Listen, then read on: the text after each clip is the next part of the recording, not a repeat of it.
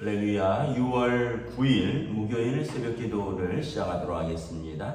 사도신경으로 우리의 신앙을 고백하시겠습니다. 나는 전능하신 아버지 하나님 천지의 창조주를 믿습니다. 나는 그의 유일하신 아들 우리 주 예수 그리스도를 믿습니다. 그는 성령으로 잉태되어 동정녀 마리아에게서 나시고 본디오 빌라도에게 고난을 받아 십자가에 못 박혀 죽으시고 장사된 지 사흘 만에 죽은 자 가운데서 다시 살아나셨으며 하늘에 오르시어 전능하신 아버지 하나님 우편에 앉아 계시다가 거기로부터 살아있는 자와 죽은 자를 심판하러 오십니다. 나는 성령을 믿으며 거룩한 공교회와 성도의 교회와 죄를 용서받는 것과 몸의 부활과 영생을 믿습니다. 아멘. 찬송가 222장 찬양하시겠습니다. 찬송가 222장입니다.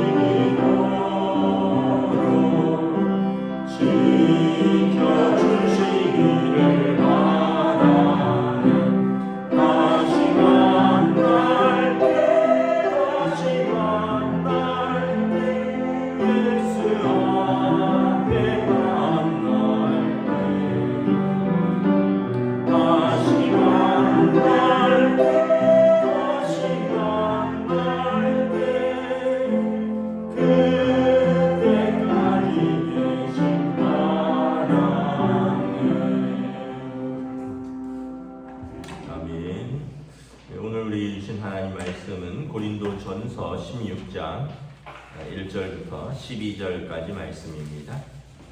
고린도전서 16장 1절부터 12절까지 다 찾으신 줄 알고 저와 여러분들이 한 절씩 교도하도록 하겠습니다. 고린도전서 16장 1절부터 12절입니다. 성도를 위하여는 연보에 관하여는 내가 갈라디아 교회들에게 명한 것 같이 너희도 그렇게 하라. 내주 첫날에 너희 각 사람이 수입을 따라 모아두어서 내가 갈때 연보를 하지 않게 하라. 내가 이를 때 너희가 인정한 사람에게 편지를 주어 너희의 은혜를 예루살렘으로 가지고 가게 하리니 만일 나도 가는 것이 합당하면 그들이 나와 함께 가리라. 내가 마게도냐를 지날 터이니 마게도냐를 지난 후에 너희에게 가서 너희와 함께 머물며 겨울을 지낼 뜻도 하니 너희가 나를 내가 갈 곳으로 보내주게 하려 함이라. 이제는 지나는 길에 너희 보기를 원하지 아니하노니 이는 만일 주께서 허락하시면 얼마 동안 너희와 함께 머물기를 바람이라. 내가 오순절까지 에베소에 머물려 하는 내게 광대하고 유효한 문이 열렸으나 대적하는 자가 많음이라. 디모데가 이르거든 너희는 조심하여 그로 두려움이 없이 너희 가운데 있게 하라. 이는 그도 나와 같이 주의를 힘쓰는 자임이라. 그러므로 누구든지 그를 멸시하지 말고 평안히 보내어 내게로 오게 하라. 나는 그가 형제들과 함께 오기를 기다리노니 형제 아볼로에 대하여는 그의 형제들과 함께 너에게 가라고 내가 많이 권하였으되 지금은 갈 뜻이 전혀 없으나 기회가 있으면 가리라. 아멘. 할렐루야. 네, 오늘 또 새날이 시작되었습니다. 우리 주님 주시는 은혜와 평강이 가득한 복된 날 되시기를 축복합니다. 고린도전서의 이제 마무리죠. 고린도 교회에 보낸 첫 번째 사도 바울의 편지인데 바울 사도가 에베소에 머물면서 고린도 교회에 대한 이런저런 소식을 듣고 그들의 문제에 대해서는 책망하고 또 답을 주고 또 그들의 은사라든지 또 여러 가지 어떻게 보면 초신자들 교회가 개척된 지 얼마 안 된 그 가운데 넘치는 성령의 은사 가운데 어떤 질서 잡히지 않은 것들에 대해서는 또 바르게 설명하고 질서를 잡고 이제 16장에서는 이제 헌금에 대해서 그리고 16장 마지막에 또 그들에 대한 안부 인사와 권면으로 마치고 있습니다. 오늘 16장 1절에 보면 성도를 위하는 연보에 관하여는 내가 갈라디아 교회에게 명한 같이 너희도 그렇게 하라. 과거에는 연보라고 했고 또 지금은 헌금이라고 하고 또 영어로는 offering이라고도 하는데 봉헌이라고 하는데 다 같은 말입니다. 연보는 버릴 연 도울보, 우리가 이렇게 물질을 버린다라는 그 뭐한데 들여서 돕는다 이런 의미가 있고 헌금, 드릴 헌 금금 물질인 거죠. 헌금을 물질을 드린다. 봉헌 하나님께 드린다. 다 같은 표현들인데 헌금은 이제 우리가 물질이 우리에 대한 주인도 아니고 우리가 물질에 대한 주인도 아니고 물질의 주권이 하나님께 있다. 예수님께서 너희가 두 주인을 섬기지 못한다 말씀하셨잖아요. 여기서 두 주인은 하나님과 물질을 말하는 것입니다. 이 시대는 물질이 주인인 시대인 것 같기도 합니다. 그래서 우리가 예수 믿지 않는 사람들 가운데는 물질을 신으로, 물질을 주인으로, 그래서 물질 때문에 죄도 짓고 물질 때문에 가족 관계도 무너지고 물질 때문에 친척들과 등지기도 하고 물질 때문에 평생 일했던 회사를 어려움에 몰아넣기도 하고 이게 어떻게 보면 물질이 참 아무것도 아닌 것 같은데 그것 때문에 우리의 관계들, 우리의 살아온 어떤 일생이 막 한순간에 무너지기도 하고 망가지기도 한다는 것이죠. 그래서 헌금은 우리가 물질이 우리의 주인이 아니라 하나님께서 우리의 주인이시고 하나님께서 우리에게 물질을 주시고 우리는 그 물질을 관리하는 자입니다. 그래서 11조는 하나님께서 우리에게 주신 것의 10개 중에 하나를 돌려드림으로 또 하나님께서 우리를 먹이고 입히시고 돌보신다는 그 고백을 하는 것이죠. 신앙 고백. 그래서 어떻게 보면 여러분 봉헌이 신앙 고백입니다. 성도가 올바른 어떤 헌금 생활을 통해서 또 신앙 고백을 하기도 하는 것이죠. 헌금에 대한 자세를 말하고 있죠. 2절에 매주 첫날에 정한 날짜에 하라는 것입니다. 즉흥적으로 하지 말고 정한 날짜에. 그래서 유대인들은 첫 번째 날을 굉장히 중요하게 생각합니다. 첫날, 첫 번째, 첫째 아들, 또 첫째 짐승. 그래서 유대인들은 첫 번째 것은 다 하나님께 돌려드린다라는 마음을 가지고 있습니다. 그래서 유대인들은 매주 첫날에 우리는 여러분들의 소득이 있는 그 주간으로 하면 되겠죠. 또 수입에 따라 너희 각 사람이 그러니까 각자가 하나님 앞에서의 신앙 고백이고 각자의 몫이 있다는 겁니다.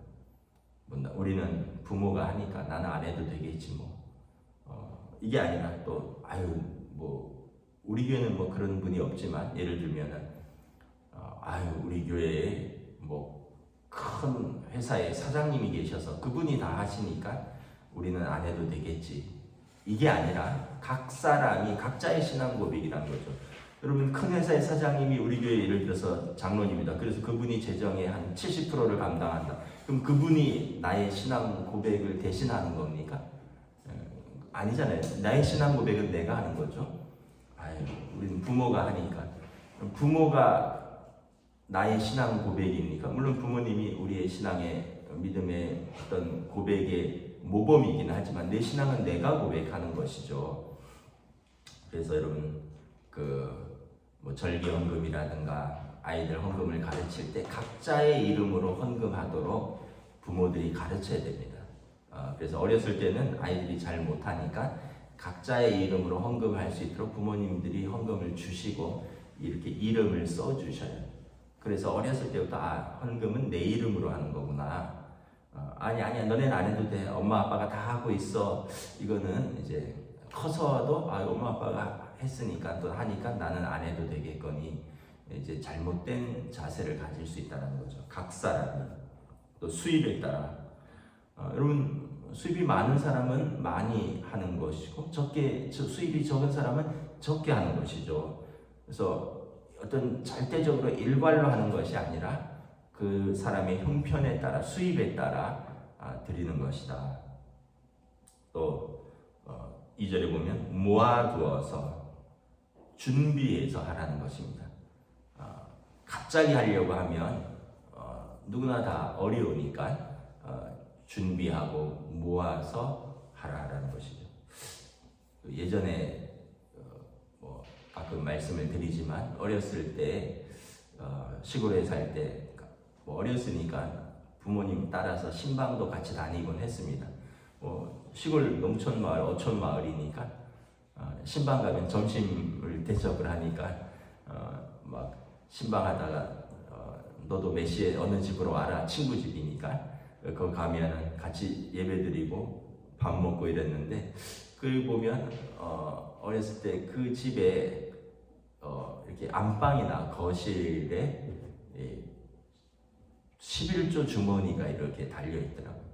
그래서 그게 뭔가 했더니 배 타는 분들 매일 물고기를 잡잖아요. 그래서 그분들이 이제 팔고 그럼 거기에서 11조를 떼서 거기다 넣어 두시더라고요. 그러니까 어떻게 보면은 참 어떤 날은 배가 안 뜰 수도 있죠. 이렇게 오늘처럼 비가 많이 온다는데 비가 많이 오고 바람 분다 이러면 배가 못 뜰 수도 있는 거고 어느 날은 물고기를 베드로처럼 못 잡을 수도 있는 거고 어느 날은 많이 잡을 수도 있는 거고 그래서 소득이 생긴 날은 이렇게 넣고 그때는 또 돈이 이렇게 은행 시골이니까 은행에 가기가 어려우니까 어디 다리미로 이렇게 또 다려서 헌금을 하곤 했죠. 어떤 면에서 보면 참 예전에 또 우리의 모습들 중에 참 아름다운 모습들이 참 많이 있습니다. 어렵고 힘들었지만 또 그 안에서 마음과 정성을 다했던 모습들이 참 있는 거죠. 그래서 여러분 우리가 다시 한번 헌금이라는 것은 무엇인가? 그래서 예수님께서 그렇게 말씀하셨죠. 하늘에다 너희의 재물을 쌓아라. 하늘에는 도적도 없고 녹쓰는 것이나 벌레도 없다. 하늘에 쌓아라 너희의 보물을. 땅에다 열심히 쌓았는데 뭐 도적이 들고 또 뭐 녹이 슬고 뭐 옛날에는 이제 동전 같은 거 그 또 어떤 어떻게 보면 우리가 애써서 모으려고 했는데 이게 막 여기저기서 사고가 나요. 그러니까 하나님께 드리는 건 또 나름대로 이렇게 굉장히 인색하고 아까운데 뭐 주변에서 사고가 나면 어떻게 합니까? 갑자기 식구 중에 누가 아프다든지 뭉텅 나가죠. 갑자기 애가 사고를 쳤다든지 그럼 또 확 나가죠. 이게 우리가 관리한다고 관리가 되는 것도 아니고 참 어떻게 보면 이 물질은 결국 하나님께서 우리 인생을 먹이고 입히고 우리 자리를 삶의 자리를 지켜주시고 돌보아 주시는 것밖에 방법이 없어요. 그래서 우리가 물질에 대한 자세는 우리의 신앙 고백입니다. 신앙 고백의 한 표현인 것입니다. 그리고 교회에서는 어떻게 헌금을 관리해야 되느냐? 3절에 보면 너희가 인정한 사람에게 편지를 주어 너희의 은혜를 예루살렘으로 가지고 가게 하라. 너희가 인정한 사람, 헌금을 다룰 때 교회가 인정한 사람들, 이 사람들이 헌금을 관리하게 하라. 한두 사람이 아니라 그래서 교회에서는 꼭 2명 이상, 3명 그래서 대부분 교회의 장로님, 안수 집사님들이 헌금을 이제 관리를 하는 거죠. 왜냐하면 한두 사람이 하다가 보면 자기가 형편이 어려워지면 순간적인 시험이나 또 사고가 날 수 있다는 것입니다. 그래서 바울 사도가 고린도 교회의 헌금에 대한 것도 가르쳐 주죠. 또 이제 바울 사도는 지금 에베소에 머물고 있는데 시간이 되면 고린도 교회를 꼭 다시 한번 방문을 하고 싶다 이렇게 말씀을 하고 있습니다. 그러면서 이제 교역자들에 대해서 이야기를 합니다. 10절에 디모데가 이르거든 이게 여러분 그 교육자와 교역자를 또 구별하셔야 돼요. 교육자는 학교 교육을 담당하는 사람이고 교역자는 교회의 교육과 교회의 일을 맡은 사람입니다. 그래서 교회의 교육은 교역자라고 합니다. 교육자가 아니라 학교 선생님들 교육자, 교회 목회자들은 교역자라고 합니다.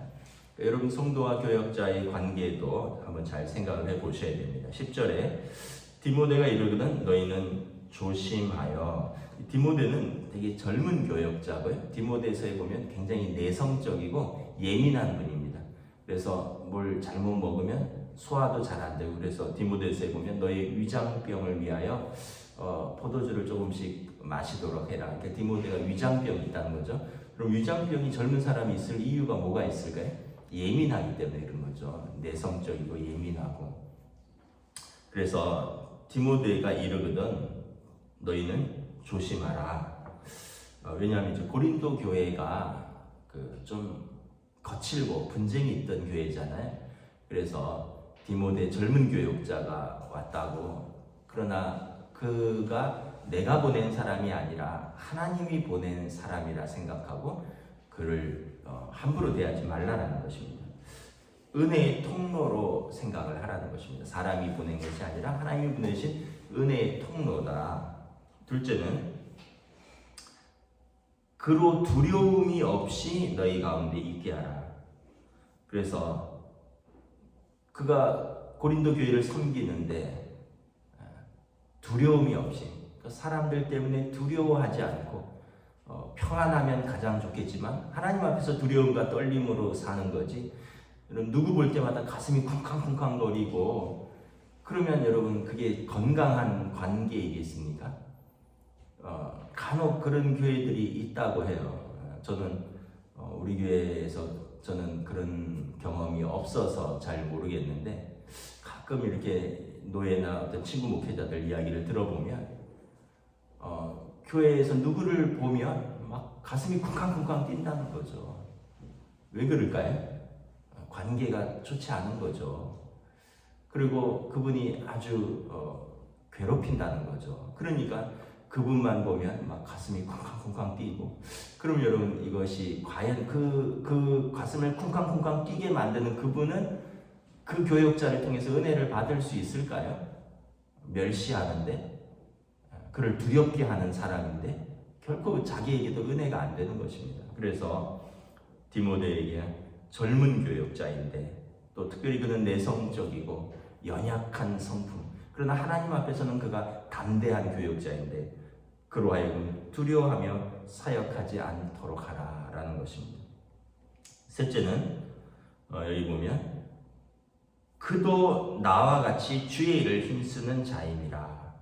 사람들이 바울 사도는 나이도 있고 개척한 베테랑이니까 막 존경하고, 디모데는 바울 사도의 제자이고 젊은 목회자이고, 그러니까 어떻게 보면 쉽게 생각하고 막 멸시하고, 나이도 어리고 나보다 나이도 어린 게 내 자식 뻘인데 나보다 배움이나 경력이 이를 천한데, 그러면 여러분 그분을 통해서 은혜를 받기가 어렵죠. 그래서 사도 바울이 나를 대하듯이 나도 그와 같이 주의 일을 힘쓰는 자들이 되라.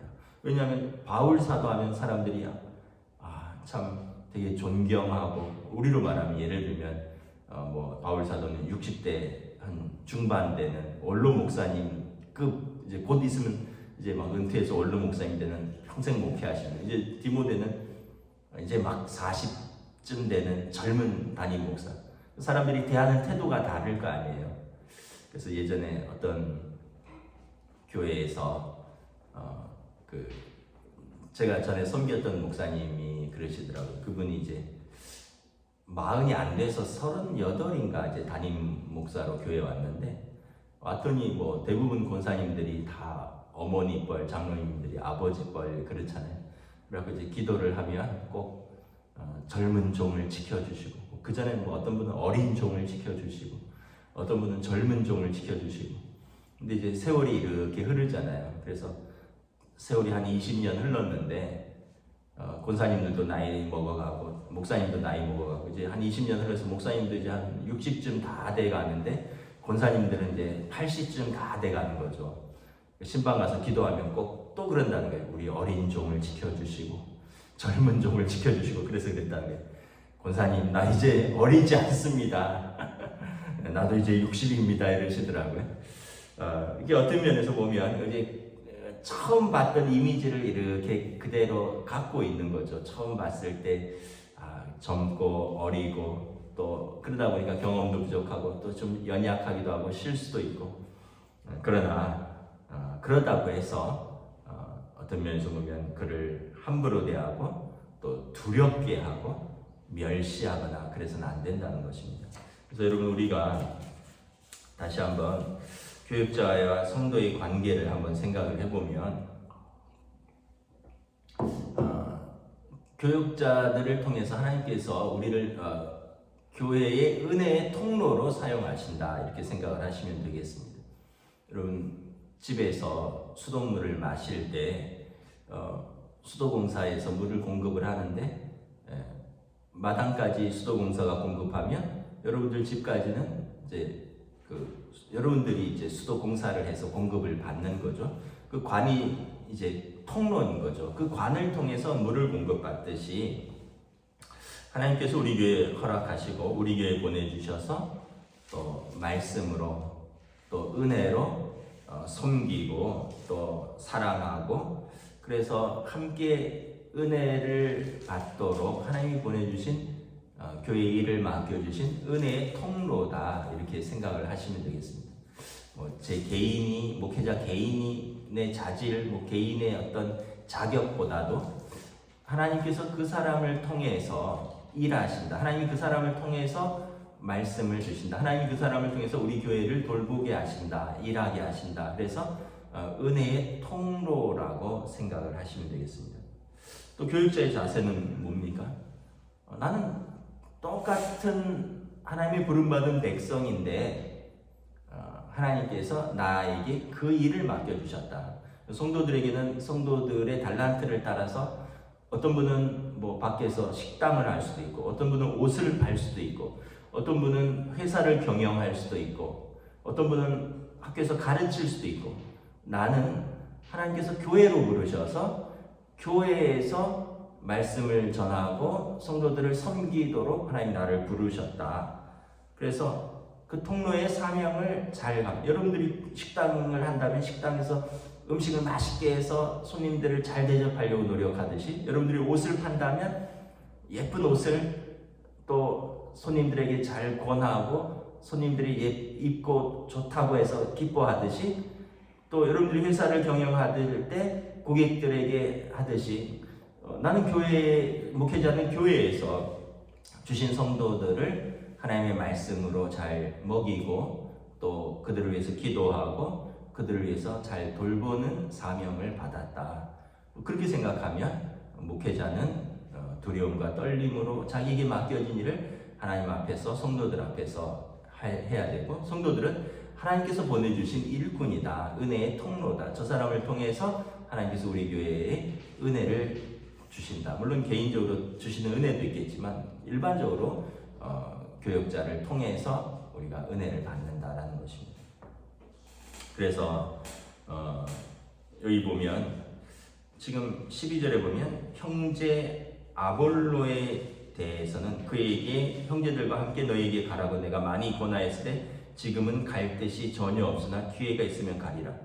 원래 아볼로가 고린도 교회 목회자였습니다. 그런데 우리가 고린도전서 1장 2장에서 보았죠. 고린도 교회가 파당이 나뉘면서 바울 파냐 아볼로 파냐 게바 파냐 그리스도 파냐 이러면서 아볼로가 첫 번째 목회지인데 큰 상처를 받고 지금 돌아간 상태입니다. 그래서 지금 디모데를 보내는 겁니다. 디모데가 이르거든, 그래서 10절에 조심하고 그로 두려움이 없이 주의 일을 하게 하고, 11절에 누구든지 그를 멸시하지 말고 평안히 사역을 하고 그가 내게 돌아올 수 있도록 하고, 때가 되면 아볼로를 내가 다시 보낼 건데 지금은 아볼로 목사님이 갈 계획이 없다는 겁니다. 너무 상처를 많이 받았다는 거죠. 그래서 여러분 우리가 제가 부탁을 드리는 건데, 여러분들이 은혜를 받으려면 통로가 막히면 안 돼요. 은혜의 통로가 막히면 안 된다는 거죠. 그러니까 아까 개인적으로 목회자를 어떤 두렵게 하고 그를 멸시하고 그를 평안 가운데 있지 못해서 그가 하나님의 말씀에 집중하지 못하고 그가 평안 가운데 사역하지 못하는 것도 여러분들에게 은혜가 안 되고, 또는 한편으로는 또 그 수도관에 여러분 뭐가 끼잖아요. 혈관에도 뭐가 끼면 제대로 이렇게 혈류가 흐르지 못하잖아요. 그래서 그거를 뚫는 시술을 하잖아요. 마찬가지로 여러분 우리가 서운한 감정들이 쌓이면 이것이 막혀서 은혜가 통로가 흐르는데 방해가 됩니다. 그럼 어떻게 해야 됩니까? 첫째는 기도해야 됩니다. 내가 저 교육자를 위해서 기도하고 있는가, 아니면 뒤에서 불평만 하고 있는가. 여러분들이 기도하시면 하나님께서 또 여러분들이 기도 가운데 교육자로 하여금 또 되돌아보고 깨닫고 돌이킬 수 있는 마음을 주시고, 또 그러면서 여러분들도 기도 속에서 이 뒤에서 불평하고 씹고 미워하면 결코 이 서운한 감정이 해소되지 않습니다. 근데 기도하면 주님께서 사랑의 마음을 주시고 은혜의 마음을 주시고 그 서로가 하나님의 기도의 가운데 성령님이 서로의 마음을 만지시고 관계를 풀어주셔요. 첫째는 기도하는 것이고요. 두 번째는 대화를 해야 돼요. 대화를. 그래서 솔직하게 대화하면서 내가 생각하는 또 내 입장은 이런데 또 목사님의 입장은 어떻습니까? 한번 들어보고 그래서 대화를 통해서 서로의 입장과 또 서로의 생각을 나눠보는 거죠. 여러분 입 꾹 다물고 그냥 불편한 표정만 가만히 짓고 있으면 제가 관심법을 가지고 마음을 꿰뚫어 보는 것도 아닌데 어찌 알겠습니까? 그냥 표정을 보고 뭔가 불편한 게 있으시구나. 근데 말은 안 해요. 근데 뒤로 들어서 막 말을 해요. 그러면 이것은 건강한 이제 성도와 목회자의 관계가 아니라는 것입니다. 그래서 그럴 때는 또 만나서 또는 전화로 이러이러한 것에 대해서 목사님 내가 좀 이렇게 생각하는데 그래서 내가 좀 서운함이 있습니다. 그러면 그러신가요? 그러면 또 목회자도 설명을 하겠죠. 해명을 하겠죠. 그러면서 제가 뭐 예를 들면 권사님의 마음을 잘 헤아리지 못했습니다. 권사님 입장을 잘 몰랐네요. 그럼 저도 목사님이 그런 생각을 가지고 있는지는 몰랐습니다. 알겠습니다. 그러면서 서로 대화하고 또 조정하고 또 이렇게 문제를 이렇게 헤쳐나가는 거지.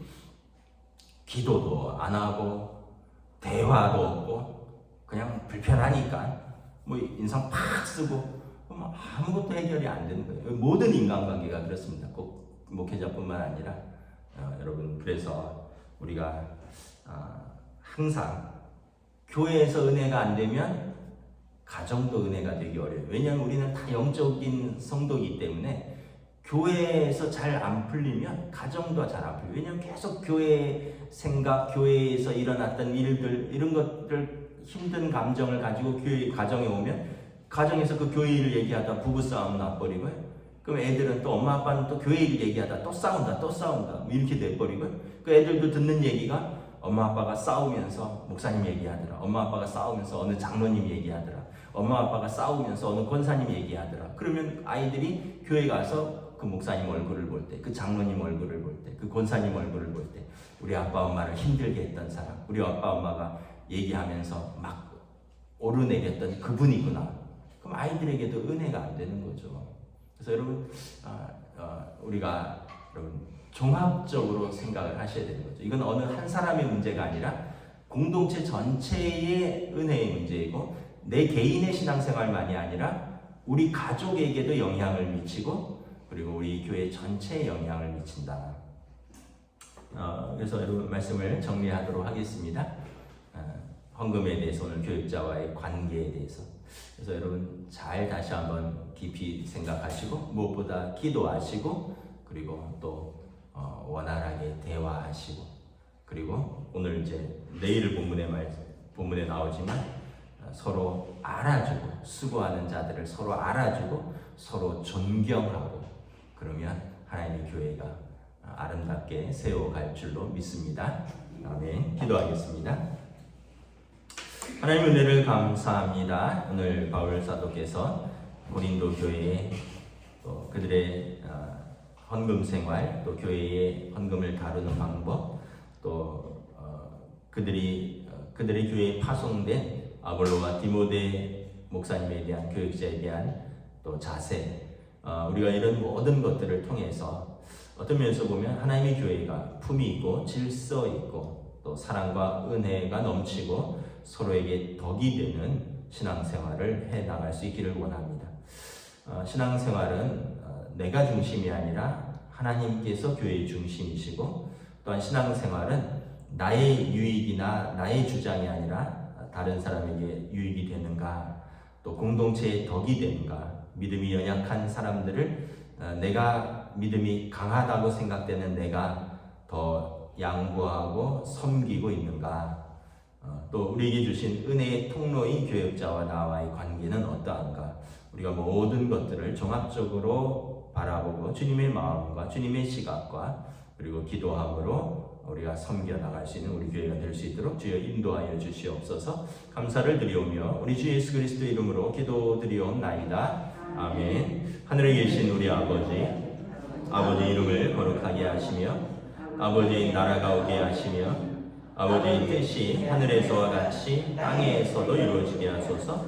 오늘 우리에게 일용할 양식을 주시고 우리가 우리에게 잘못한 사람을 용서하여 준 것 같이 우리 죄를 용서하여 주시고 우리를 시험에 빠지지 않게 하시고 악에서 구하소서. 나라와 권능과 영광이 영원히 아버지의 것입니다. 아멘.